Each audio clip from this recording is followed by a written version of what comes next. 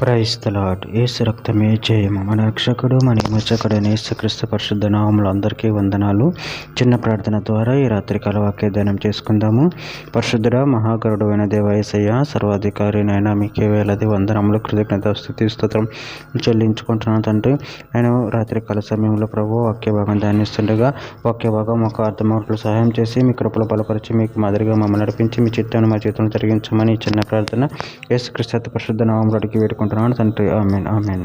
కీర్తనల గ్రంథం 9వ అధ్యాయం 7వ వచనం. యెహోవా శాశ్వతంగా సింహాసనాసీనుడై ఉన్నాడు, న్యాయము తీర్చుటకు ఆయన తన సింహాసనమును స్థాపించి ఉన్నాడు. ఆమె దేవుడి వాక్య భాగం దీవించునుగాక. ప్రభు నుండి ప్రియులారా, ఇక్కడ వాక్య భాగంలో గమనించినట్లయితే యెహోవా శాశ్వత కాలంగా సింహాసీనుడై ఉన్నాడు, న్యాయము తీర్చుటకు ఆయన తన సింహాసనము స్థాపించి ఉన్నాడు.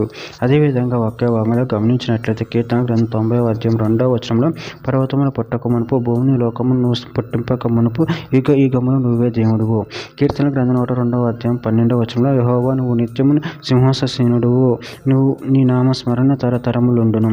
హెబ్రీయులకు రాసిన పత్రిక 1వ అధ్యాయం 11-12 వచనంలో ఆకాశములు కూడా నీ చేతి పనులే, అవి నశించును గాని నువ్వు నిలిచియుందువు. అవన్నీ వస్త్రములలో పాతుకెళ్ళును, ఉత్తరీయముల వలె వాటిని మడిచివేతువు. అవి వస్త్రములే మార్చబడును గాని నువ్వు ఏకరీతిగానే ఉన్నావు, నీ సంవత్సరములు తరగవు అని చెప్పుచున్నాడు. హెబ్రీయులకు రాసిన పత్రిక 13వ అధ్యాయం 8వ వచనం యేసు క్రీస్తు నిన్న నేడు ఒకటే రీతిగా ఉన్నాడు, అవును యుగములకును ఒకటే రీతిగా ఉండును. పేతురు రాసిన 2వ పత్రిక 3వ అధ్యాయం 8వ వచనం. ప్రియులారా, ఒక సంగతి మర్చిపోకడి, ఏమనగా ప్రభు దృష్టికి ఒక దినము 1000 సంవత్సరముల వలెను, 1000 సంవత్సరములు ఒక్క దినముల వలె ఉన్నవి. కీర్తన గ్రంథం 103వ అధ్యాయం 19వ వచనం. యెహోవా ఆకాశమందు తన సింహాసనం స్థిరపరిచి ఉన్నాడు, ఆయన అన్నిటి మీద రాజ్య పరిపాలన చేయుచున్నాడు.